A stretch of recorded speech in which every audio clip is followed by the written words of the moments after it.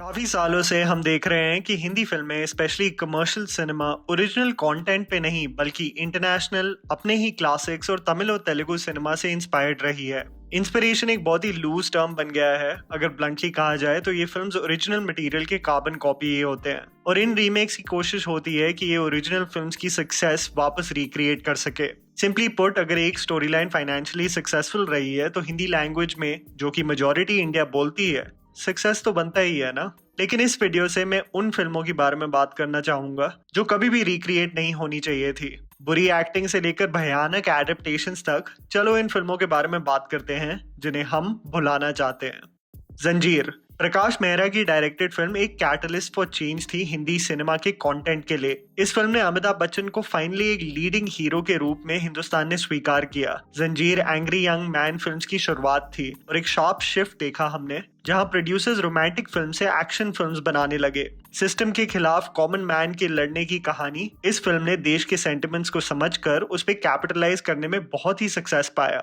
ये फिल्म जो एक कमर्शियल ब्लॉकबस्टर थी, किसी वजह से 2013 में वापस बनी थी। इस बार तेलुगु स्टार रामचरण के साथ अपने बॉलीवुड डेब्यू में एज इंस्पेक्टर विजय खन्ना। अपूर्व लाखिया की डायरेक्टेड फिल्म में सलीम जावेद की राइटिंग का मैजिक बिल्कुल भी नहीं था। सीन्स को रिक्रिएट करने की कोशिश में अमिताभ बच्चन और प्राण का कॉन्फिडेंस और एक्सूबरेंस बिल्कुल मिसिंग था, और उसके ऊपर रामचरण की आउट ऑफ सिंक डबिंग ने इस क्लासिक फिल्म के रीमेक को बिल्कुल अनबेरेबल बना दिया था। हम इसे भुलाना ही चाहेंगे। बिच्छू बॉबी देओल और रानी मुखर्जी स्टारर बिच्छू एक बहुत ही slick English language French action thriller Leon the professional की रीमेक है। ओरिजिनल फिल्म जिसके लीड कैरेक्टर्स जॉन रेनो और नैटली पोर्टमैन ने गजब का काम किया है। ये एक ऐसी फिल्म है जो कि एक हिटमैन और 12 साल की लड़की के अनयूजुअल रिलेशनशिप के अनुसार एक स्लिक और स्टाइलाइज्ड एक्शन थ्रिलर प्रेजेंट करती है। इस फिल्म की रीमेक बिच्छू स्टाइलाइज्ड, स्लिक और थ्रिलिंग तो वाकई ही नहीं मानी जा सकती। बिच्छू को लूक बेसों की ओरिजिनल फिल्म से कंपेयर करेंगे तो ओरिजिनल डायरेक्टर इस कंपैरिजन से ऑफेंड ही हो जाएंगे। सबसे फनी पार्ट ये है कि इस फिल्म का बिच्छू होने का कोई रीजन नहीं है, तो क्रिएटर्स क्या करते हैं, वो मेन कैरेक्टर को एक बिच्छू पेट करवा देते हैं। एक अननेसेसरी रोमांटिक एंगल, रानी मुखर्जी की shrill high pitched voice, Bobby Deol का मोनोटोन परफॉर्मेंस और हिंदी सिनेमा के स्टीरियोटिपिकल कॉमेडिक ट्रोप्स। रानी मुखर्जी का कैरेक्टर इतना डिमविटेड है कि वो बॉबी के कैरेक्टर्स के गन को कपड़ों की तरह धो देती हैं। बिच्छू एक ऑनेस्टली अनबेरेबल वॉच है। मुझे नहीं लगता कोई इस बात पे डिबेट करना चाहेगा। खुशी विजय और ज्योतिका की 2000 की तमिल फिल्म की रीमेक खुशी एक लव स्टोरी है दो लोगों के बीच जिनका सबसे बड़ा प्रॉब्लम है उनका ईगो। ये विजय और ज्योतिका स्टारर तमिलनाडु में काफी पॉपुलर रही। ज्योतिका को बेस्ट एक्ट्रेस का अवार्ड भी मिला। अगर आप ओरिजिनल फिल्म आज भी देखेंगे तो आप समझ जाएंगे कि करीना कपूर अपने किरदार के साथ क्या कोशिश कर रही थी। ज्योतिका की टोन और आंखों में एक मैडनेस सी थी, एक ऐसा कैरेक्टर जो अपनी इन्फ्लेटेड ईगो के अलावा और कुछ नहीं सोच सकती। लेकिन हिंदी रीमेक में ये कहना कि करीना कपूर की परफॉर्मेंस ओवरबोर्ड चले गई एक अंडरस्टेटमेंट ही माना जाएगा। फरदीन खान की एक्टिंग रेंज लाने की कोशिश, करीना का कॉन्स्टेंटली चिल्लाना, ऑलमोस्ट उस लिमिट तक जाना कि उनकी आवाज मोस्ट सीन्स में फटने लगती है। जहां ज्योतिका ने अपने परफॉर्मेंस में थोड़ा सा रिस्ट्रेंट लाया, करीना उस ओवर द टॉप पिच में ही रही पूरे फिल्म में। खुशी एक ऐसी फिल्म है, अगर आज आप रिविजिट करेंगे तो आप क्विकली किसी और फिल्म का ऑप्शन ढूंढने लगेंगे।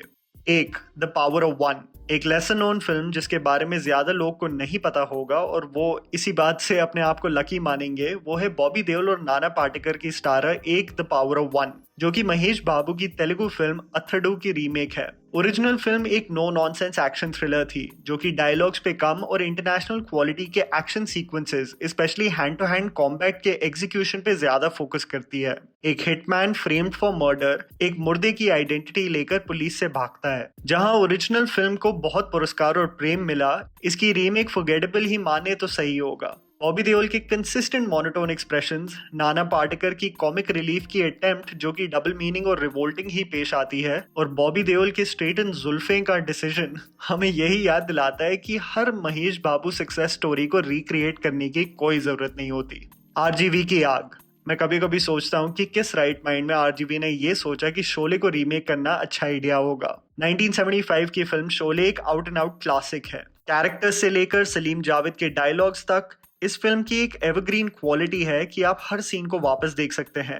और रमेश सिप्पी के विजन को अप्रिशिएट भी कर सकते हैं। अब आरजीवी को ऐसा लगा कि इस आइकॉनिक फिल्म को एक नया अवतार दिया जा सकता है, तो लोग इंटरेस्टेड तो थे ही, स्पेशली बिकॉज अमिताभ बच्चन भी इस प्रोजेक्ट में इन्वॉल्व थे। अगर जय ने बब्बन बनने के लिए हाँ बोला है तो कुछ तो मैजिक होगा। सैडली ऐसा जलता हुआ कूड़ा हिंदी सिनेमा ने वाकई ही कभी एंटिसिपेट नहीं किया होगा। डच एंगल्स को ओवर यूज करना, फ्रेम्स में बैरली एनी लाइट होना, एक बहरा कर देने वाली साउंड ट्रैक और वीरू और बसंती के काउंटर पार्ट्स जो कि किसी को भी एम्बैरस कर दे, हीरो और घुंघरू। आरजीवी की आग बिल्कुल अनबेरेबल थी। इसे एक मॉडर्न शोले कहना ओरिजिनल को इंसल्ट देने के ही बराबर होगा। मिलेंगे मिलेंगे, सतीश कौशिक की डायरेक्टेड फिल्म मिलेंगे मिलेंगे हॉलीवुड की बहुत ही पॉपुलर फिल्म सेरेंडिपिटी की रीमेक थी। डेस्टिनी और फेट के विषय पे ये फिल्म हमें प्रिया और अमित की कहानी बताती है। जहां ओरिजिनल फिल्म ने लड़की की ऑप्टिमिज्म और लड़के के प्रैग्मेटिज्म को बखूबी से बैलेंस किया था, हमें मिलेंगे मिलेंगे में बस एक लाउड, क्रैश और अनइम्प्रेसिव एडेप्टेशन देखने को मिला। एक फिल्म जो कि 2004 में रिलीज होनी थी, लेकिन फाइनेंशियल और कास्ट प्रॉब्लम्स की वजह से 6 साल के बाद 2010 में रिलीज हुई। एक फिल्म 6 साल के गैप के बाद अनओरिजिनल ही नहीं लेकिन डेटेड भी लगने लगी। हिमेश रेशमिया का नेजली साउंड ट्रैक से लेकर शाहिद कपूर को क्रॉस ड्रेस करते हुए देख मैंने ठान ली थी कि अगर शाहिद और करीना की जोड़ी याद रखनी है तो जब भी मैठी याद रखेंगे सब। प्लेयर्स, इटालियन जॉब जैसी स्लिक एक्शन थ्रिलर की ऑफिशियल रीमेक थी 2012 की Abbas Mastan directed film players. फर्क इन दोनों फिल्म में यही है कि हाइस्ट ओरिजिनल फिल्म में इटली में होती है और लेकिन हिंदी फिल्म में रशिया से रोमानिया की ट्रेन पर।